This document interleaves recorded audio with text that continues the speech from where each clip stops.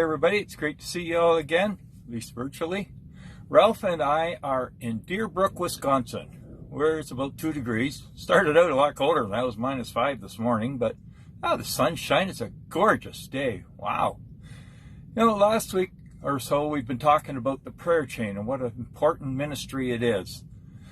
And last week we talked about the reasons for not praying. And how are you doing about that? Are you trying to get around them, trying to work out your problems? I'm continually having to try and figure out how I'm going to do it because I spend so much time driving. But with any chain, the weakest link is what makes it strength. So if any of us aren't doing our job, the chain's not as strong as it should be. Just something to think about. When we think of praying for others, we think of their physical needs.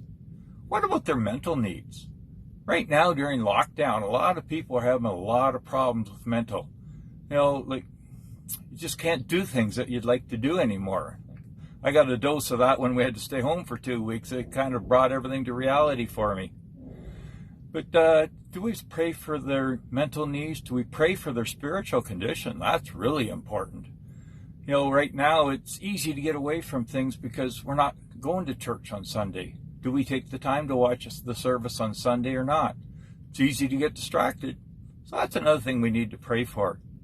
Do we pray for our leaders? Because it's tough on them right now. They are preaching to a camera. And I can tell you it's a lot easier when I'm doing this in front of the kids and getting interaction than it is when I'm just talking to a phone. So it's the same for them. They need encouragement. Maybe we need to send them an email or a text message saying, really enjoyed your sermon, great job. How about our neighbors and our co-workers? Do we think of them when we pray? A lot of them aren't Christians. We need to think of them and lift them up to God. All we have to do is plant the seed, and God does the work. So, just remember to pray for them as you're doing your regular prayer. Maybe do a prayer walk around your neighborhood.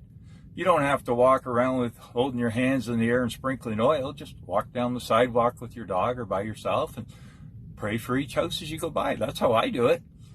Maybe I'm not right, but that's the way I go about it anyhow. It tells us in 1 Thessalonians, we are told to rejoice and to pray continually. We need to lift each other up in prayer.